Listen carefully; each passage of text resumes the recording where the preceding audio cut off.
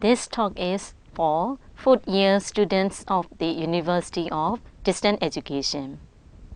There are altogether 6 units for semester 2.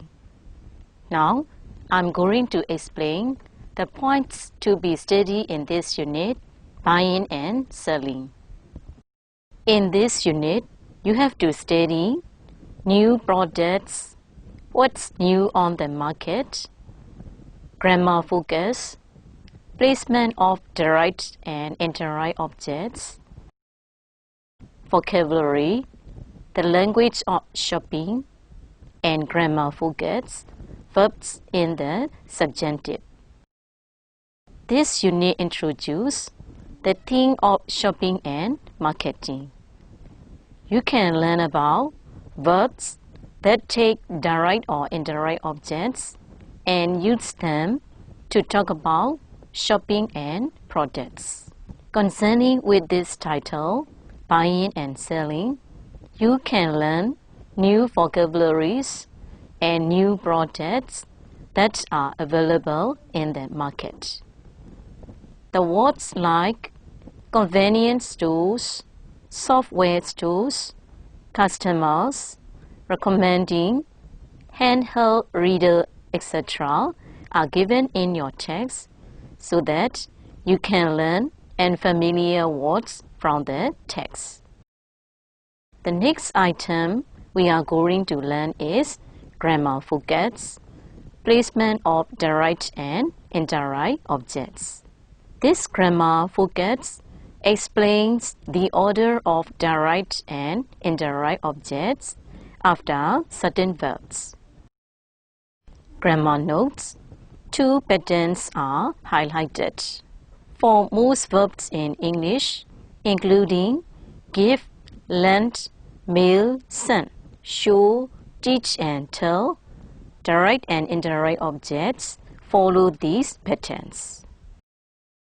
Pattern A: subject verb, direct object, do, indirect object. Now I will give you some more examples here. The store mailed the boots to John. The next one is the store mailed the boots to him. Another example, the store mailed them to John.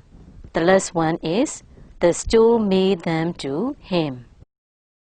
Now let's move on to pattern B. Subject verb, indirect object, and direct object. Example, the store made John the boots. The next example is the store mailed him the boots. With verbs such as announce, describe, explain, mention, recommend, return, and say, the indirect object cannot precede the direct object. Sentences follow pattern A above.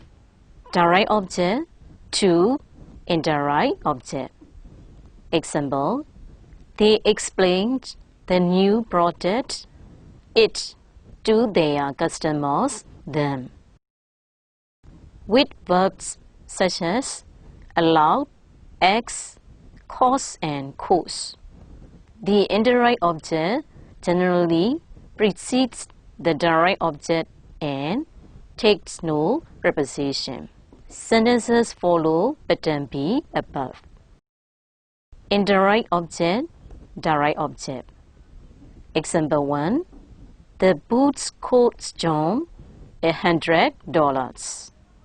Example 2, John asked the store several questions about his bill. This time, you need to complete these sentences using the words in parentheses. Whenever possible, write the sentence in 2 different ways. Let's do the exercises and check them as follows. Number 1, companies want to get customers to try their new products, so they sent free samples sent them. So you will have to write down the answers like this. Companies want to get customers to try their new products, so they sent them free samples. Another sample is companies want to get customers to try their new products, so they send free samples to them. Example 2. I bought a great new CD player at a very reasonable price, so I recommended it / my friends. So you have to write down like this. I bought a great new CD player at a very reasonable price, so I recommended it to my friends. Now let's move on to example 3. Some cafes look for innovative ways to attract new business. Many of them offer email service / their customers. So you have to write down like this. Many of them offer email service to their customers. Example 4. When I am shopping, I always look for friendly and knowledgeable sales clerks. That way I can ask many questions / them. So you have to write down like this. That way I can ask them many questions. The next question is number 5. Good salespeople are able to explain all the benefits of a product / their customers. So write down like this. Good salespeople are able to explain all the benefits of a product to their customers. Now let's move on to next example, example 6. I never keep something I've purchased if I'm not fully satisfied. I always return defective merchandise / the refund department. The answer is I always return defective merchandise to the refund department. Another thing you need to do is use the verbs below to talk about the things you have bought recently. Ask and answer follow-up questions. Now, I'd like to explain the first one as an example. Ask, cost, describe, explain, give, recommend, return, and tell. All these are the verbs. Number A. Last week I bought a pair of inline skates. They cost me a fortune. B. Why did you get them? A. Well, I had about a new model that's specially made for jumping. B. Do you really need such fancy skates? A. Actually, I don't. I'm thinking of returning them to the store. After learning this, you need to do the other exercises to ask and answer follow-up questions. The next item we are going to learn is vocabulary, the language of shopping. This time, you have to match each expression with its meaning. Then, you need to compare with a partner. So, the given question is as follows. Number 1, bargain handles. 2, price war. 3, black market. 4, window shopping. 5, shopping spree. 6, compulsive shoppers. 8, illegal trading to avoid regulations or taxes. B, competition between businesses to offer the lowest price. C, people who have an uncontrollable need to buy things. D, shopping trip where you buy a lot of expensive things. E, looking at goods without purchasing anything. F, people who are always looking for low-price goods. Now, let's try to match and after that, check your answer together. Here are the answers for your question. Number 1 is F. Number 2, B. 3, A. 4, E. 5, D. And 6, C. Let's continue the next item. That is to write a sentence, either positive or negative, about each expression in exercise A. So I will give you one example here, and by looking this example, you can create your own sentences as much as you can. So I will give you example here. Positive.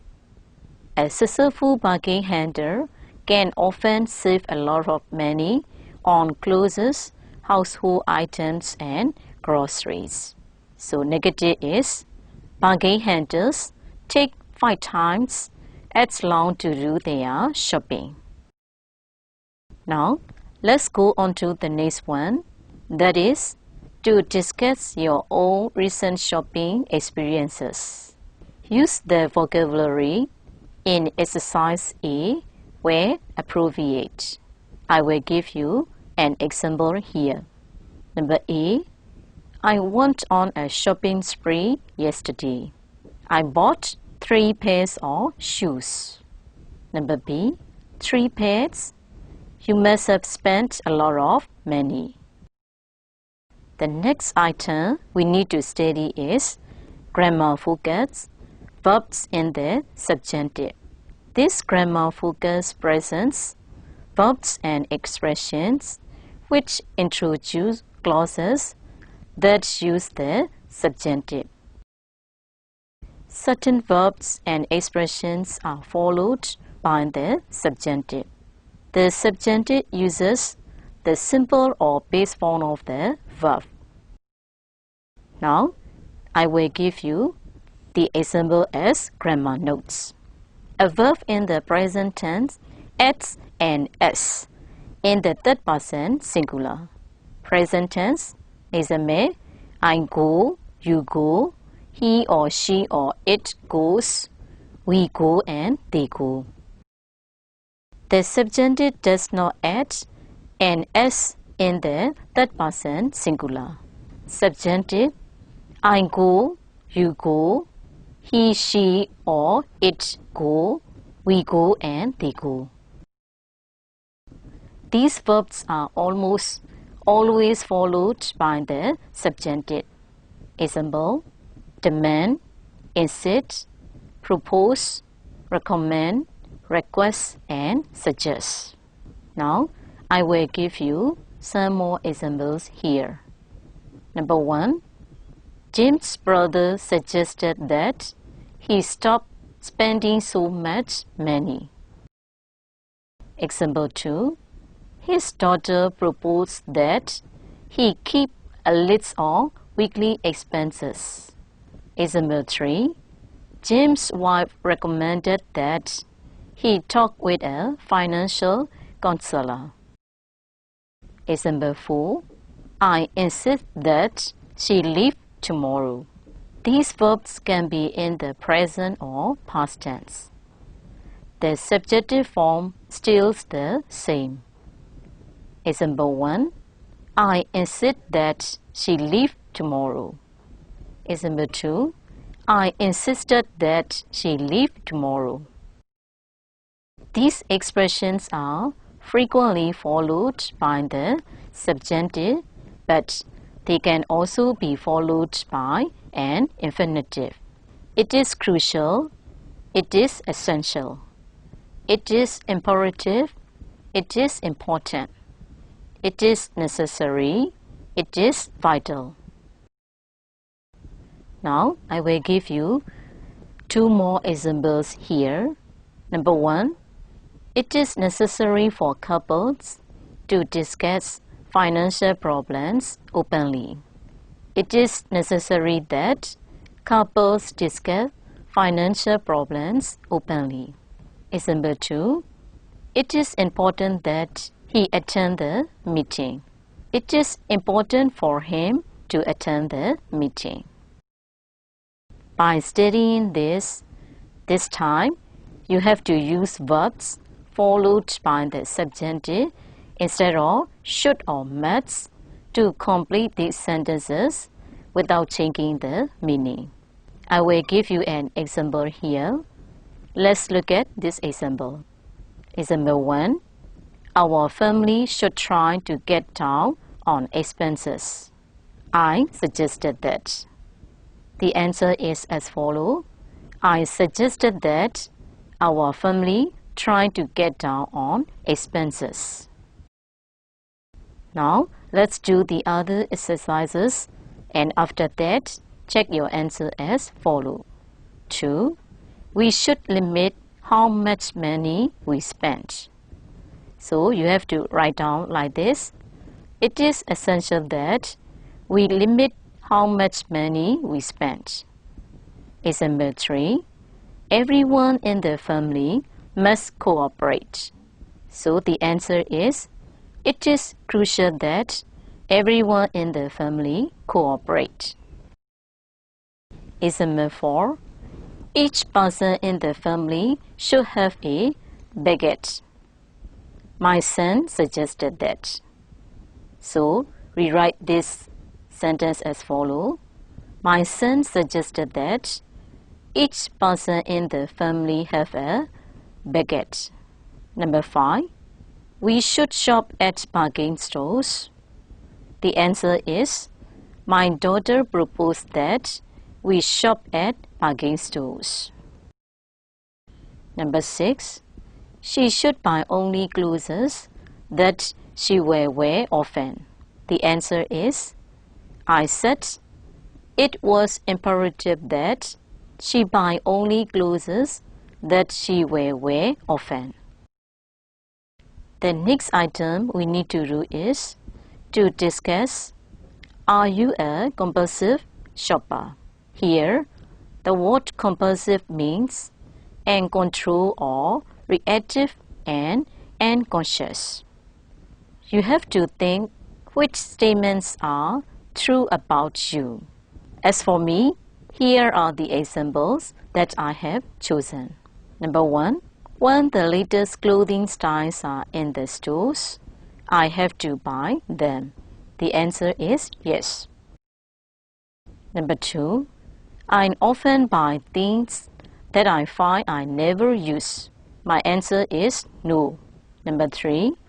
I sometimes shop in order to forget my troubles. My answer is no.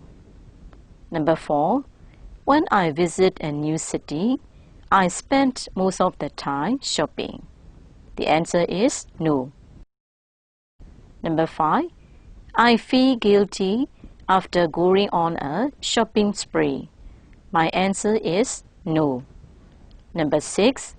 I have a difficult time paying my credit card bills. The answer is yes. Number 7. I can't go window shopping without buying something. My answer is yes. Now, let's move on to the next item.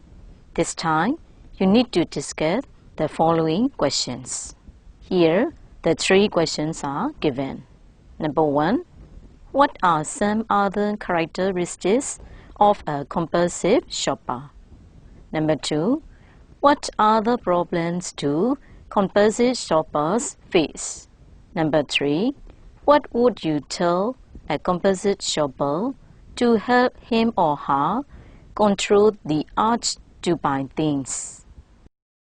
This is all for now, and I hope at the end of my discussion, you've got the ideas and can do the exercises very well. Good luck. Goodbye.